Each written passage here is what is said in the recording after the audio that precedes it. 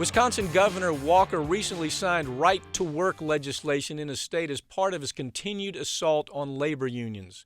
This is just the latest in the Republicans' attempt to destroy Wisconsin, and I recently spoke with Brendan Fischer from the Center for Media and Democracy about what's happening and could it affect the entire nation. Brendan, Scott Walker's traveling all over the country right now. He's giving speeches. He's appearing at conservative events. All these things we expect from somebody who's getting ready to test the waters for a presidential run. What is Walker out there saying now? What are the presidential statements that he's making that's going to really appeal to the real fringe conservative right? Yeah. Well, he's saying pretty much the exact opposite of what he said last year when he was running for governor. When he was up for a second term just before the 2014 election, he ran away from the right to work issue. He said that right to work is not going to come to his desk. Wisconsin's not going to be a right to work state. Then a few months after he's reelected, he's signing right to work and boasting to CPAC and to Iowa conservatives that Wisconsin is now the 25th right to work state. Before the 2014 election, he had this ad where he looked right into the camera and told Wisconsin voters that he respects a woman's right to choose. A decision about an abortion should be between a woman and her doctor.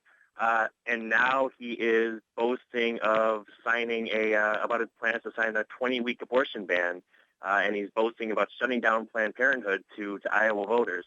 So, in other words, this is what we expect with Republicans, but not quite this obvious. That's what's so interesting. Let me break this down a little bit. Right to work. First of all, what an awful thing to tell the voters that they're actually voting for. It's anything but the right to work. If anything, what it does is it deconstructs the possibilities of the right to work. Explain that. Yeah, I think that's absolutely right. I mean, it's right to work is basically, it's been described as the right to work for less. It has the effect of driving down wages for both union and non-union workers.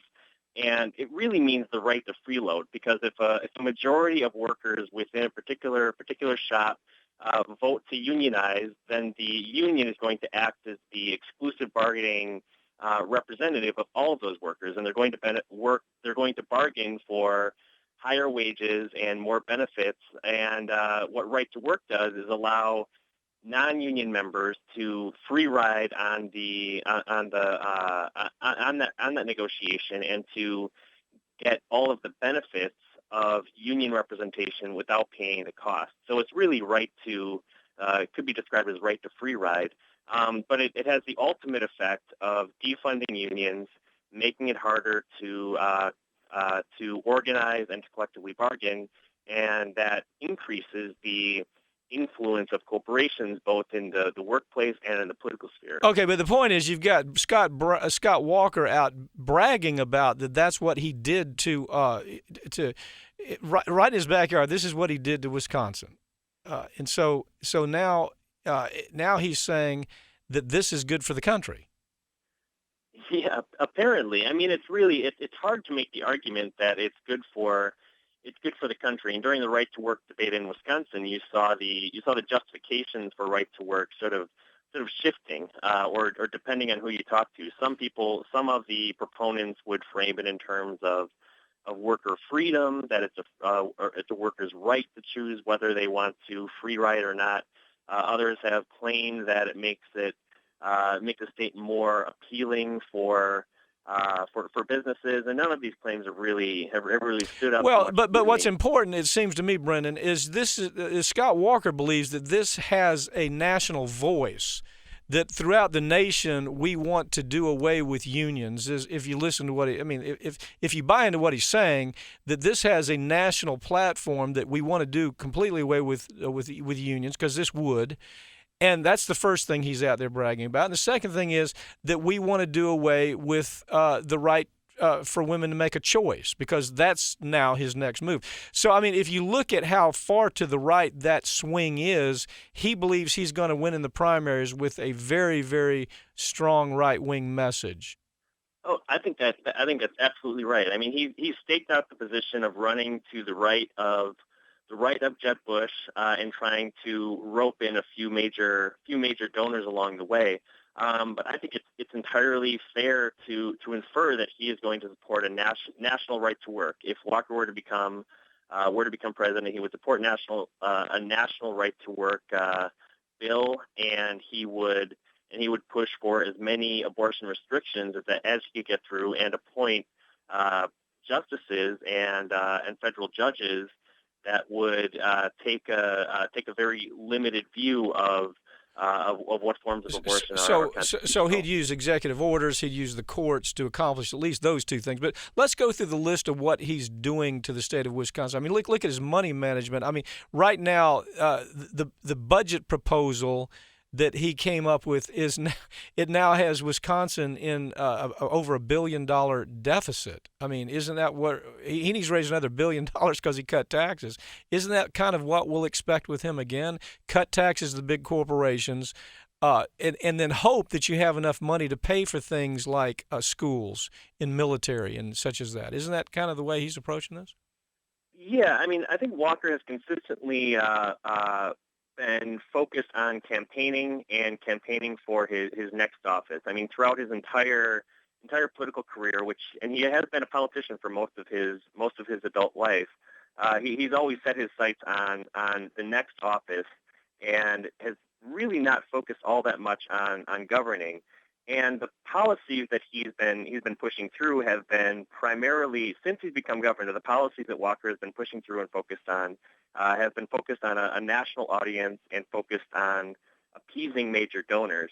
When he pushed Act 10, the legislation that was aimed at public sector unions, it was promised that this was going to help shore up the deficit, and it's going to create job growth in Wisconsin. And the corporate tax cuts that he pushed through were going to promote economic development, and Wisconsin was going to create 250,000 jobs in his first term. And now he's $1 billion short, doesn't know where he's going to get the money. There's massive deficits in Wisconsin, or there's very large deficits in Wisconsin, almost as large as when he first took office.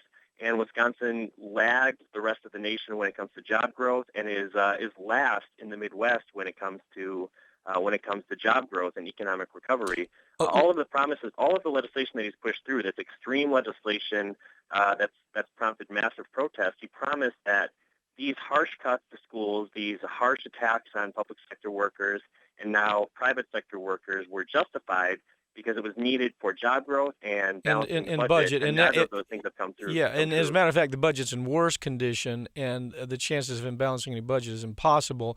But nevertheless, he's cut schools to the quick. I mean, he wants to cut $300 million away from Wisconsin's, major university. He's cut schools.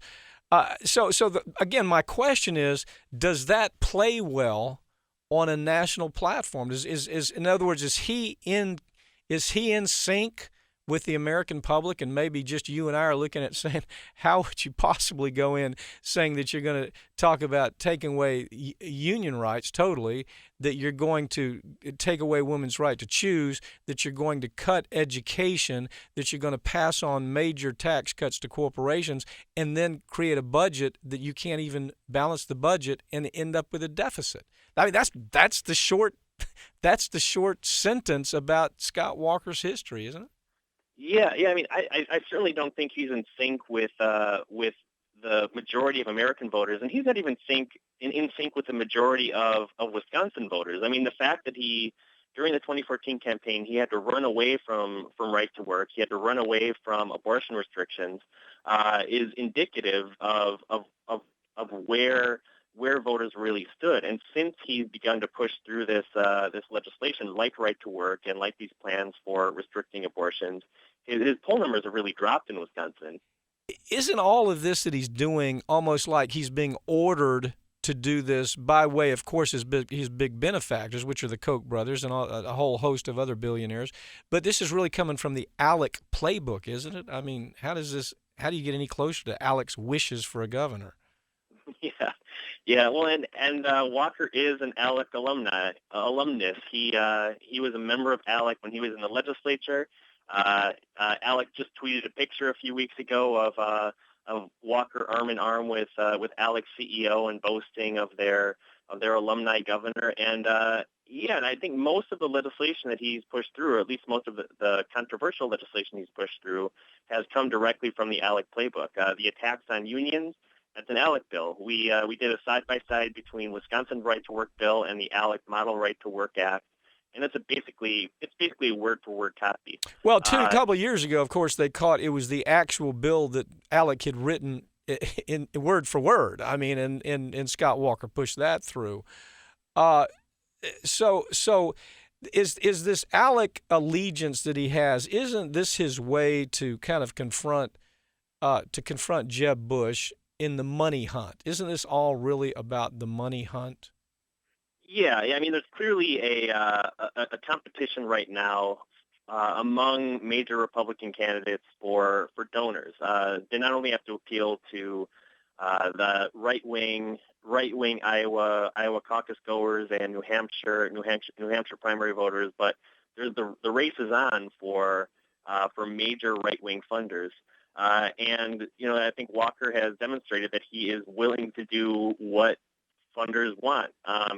He's not someone who seems to stand on principle or to have strong policy positions that he personally supports or has developed throughout the course of his lifetime, or that he's developed from his personal experiences.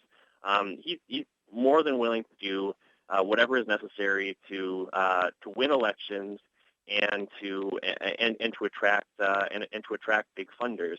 And you let me ask you this: there's some the discussion now is becoming.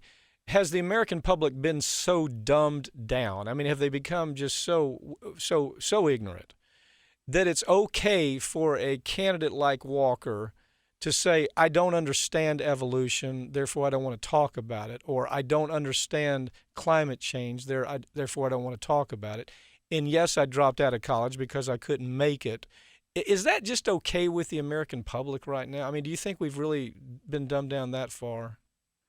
Yeah, I certainly don't think so. And I think with Walker, what's really interesting is as we started this show, we were talking about this is the way he governs by sneak attack and doesn't tell the public what he's going to do or what policy he's going to push when he's actually elected. So these types of questions become even more important. I mean, we need these probing questions to know where an elected official is coming from and what motivates them. So I think when you have a politician like Walker who governs by sneak attack, it becomes even more important to have significant details about where they stand on a lot of issues, to at least have some to try and infer what they're going to do when they're actually in office. So right now, Walker is widely considered a front runner, as I'm sure you know. And as a front runner within that primary kind of group of, it's almost a clown car when you really start putting them side by side. It's really a repeat of the last time. I mean, I don't know how else to put it.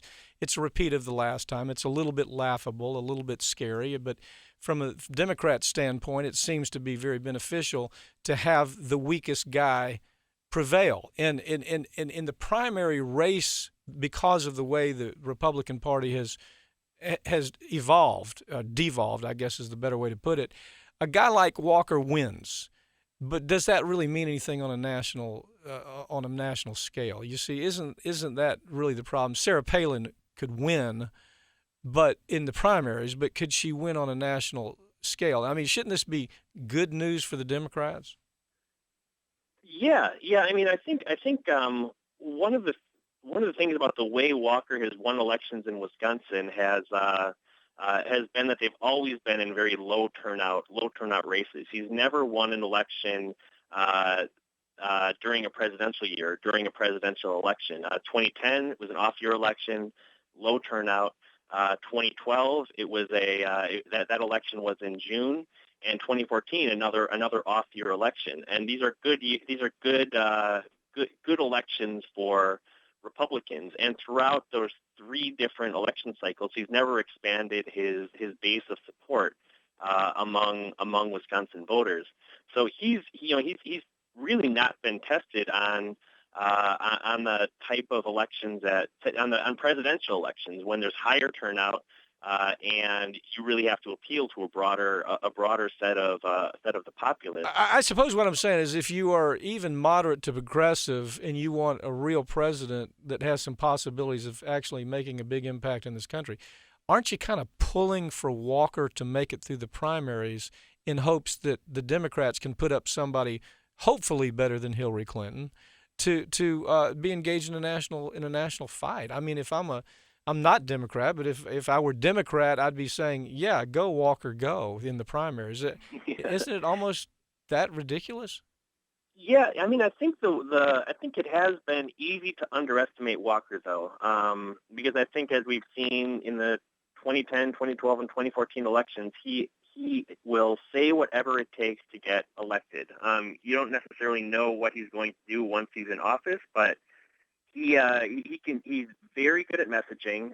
He's pretty cool under pressure, doesn't easily get rattled, and will say what it takes to get into office. And he's a Midwesterner, and I'm a Midwesterner. He's got kind of an aloof personality, and I think it is easy to underestimate him. In some ways, like you said, he hasn't been tested in these high turnout presidential election years. But I wouldn't underestimate Walker. Or as George Bush would say, don't misunderestimate him, huh? So the one thing for certain is that he's going to have more money than most of the candidates. Don't you agree? Yeah. I mean, I think one of the things that the recall election really did for him is to help develop a national base of donors. I mean, the Kochs, of course, but also the fundraising that he was able to do in 2012 when he could accept unlimited contributions, and the fundraising that he did for Wisconsin Club for Growth, the dark money group that he allegedly was coordinating with during 2012. He got major donations from Donald Trump, for example. He got donations from SAC Capital Advisors. Yeah. He got $1 million donation from those guys. He's developed a good Rolodex of potential funders. Yeah, I think he's going to come in with the money, Brendan. To me, I'd be joyful if I were a Democrat.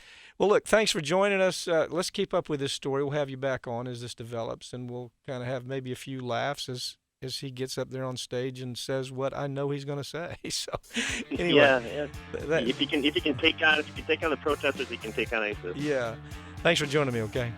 All right, thanks.